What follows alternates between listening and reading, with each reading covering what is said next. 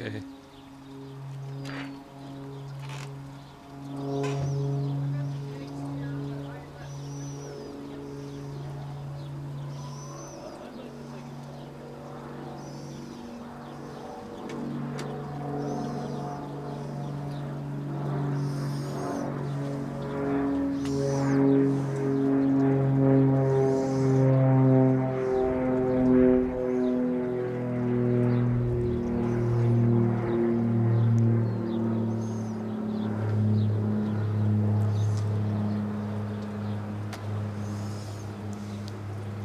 I don't think So your the dad idea knows. is if you have a target, um,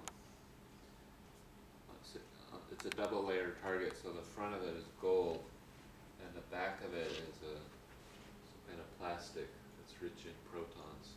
Huh. So gold has they say a high Z. It's very very high. It's very heavy, and if you hit the laser on this target, the laser will carry away all the electrons. From the gold. Yeah, Uh-huh. and that makes a maybe electrostatic condition, which will push the protons away. Hmm. So that's the idea, but Mm-hmm. doesn't work very well. So the people, most people are very pessimistic about it. But he's like a salesman. He's very, all we have to do is Mm-hmm. Mm-hmm. increase the power by 10 times, Mm-hmm. solve all these other engineering problems. Yep. Yep. Well, I can see that it would be of a real interest. I mean, this is something you'd want to do if you were in the field. If there's a way to do it. What was the show that we watched, Robert? The strange individual from. It was his son had actually created the show after this guy died. Oh, And he was at the University of Texas about the time you were there. yes, yes. And he did something really incredible, and it's kind of reminded me. He examined the consequences of certain aspects of quantum theory and showed that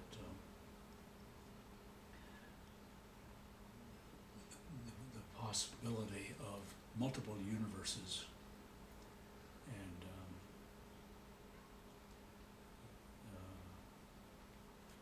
his thought was that every consequence has got a multiple of effects, and each of those effects lead to new consequences that have nothing to do with what you see.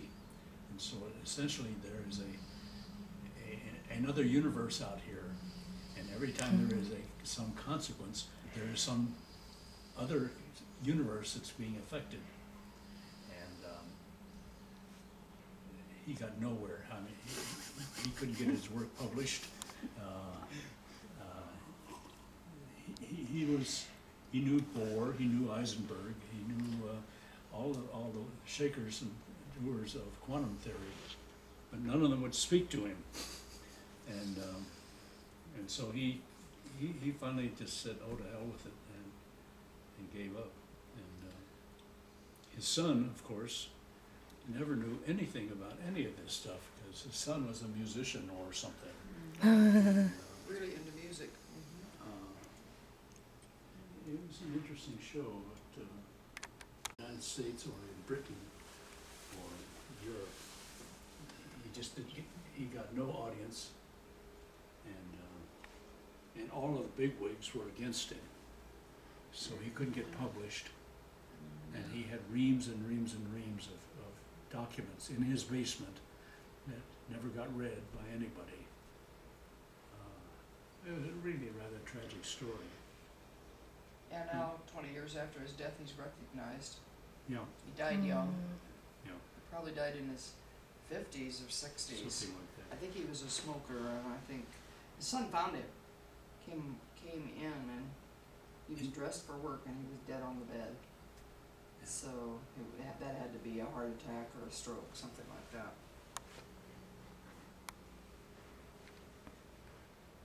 But had he been at IBM too? There were so many parallels with your life that I Yes, was struck yeah. by it. Yeah, And struck by the fact that his son felt that he never really even knew his father because his father was so absorbed in his research yeah. that he really did not Didn't make contact. didn't have an emotional connection, and I mean really isolated. I mean, like the kid had no idea what the heck his dad was doing. I mean, total recluse because all he was focused on was his research.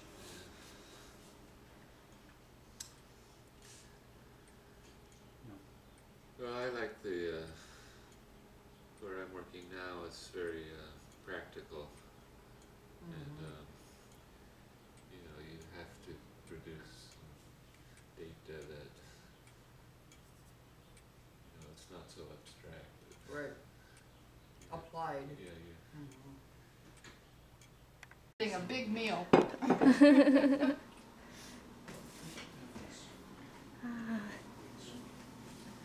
Great. Helps to pass the time. Oh, we can get the Yes, work it does do that. How long does it take, the dialysis? We are in Bonanza, Oregon.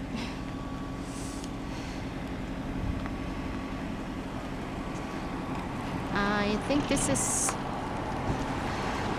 very typical gas station in a small town in the States. And hard to believe at the gas station they're selling beer.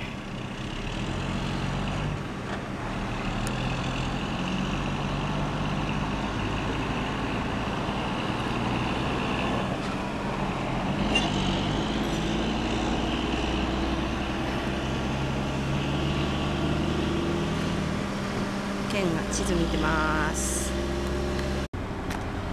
あれはレストランかな？Another store in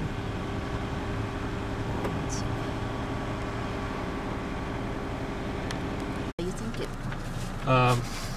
It's already 2 o'clock. Maybe we won't go up near the Gerber. No? We'll go up this way. Okay. I'm asking that do we have this Starbucks ないよねケン。コーヒー牛乳ですスターバックスの。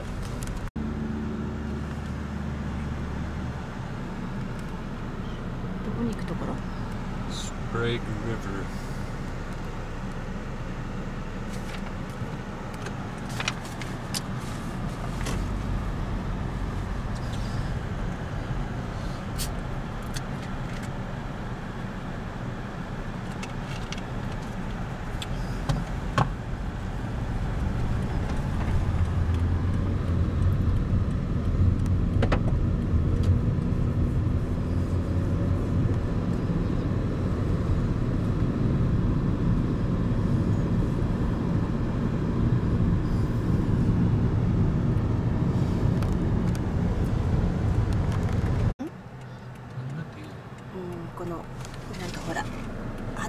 to it.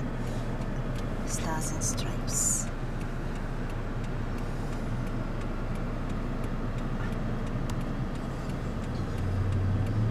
Ghost camp.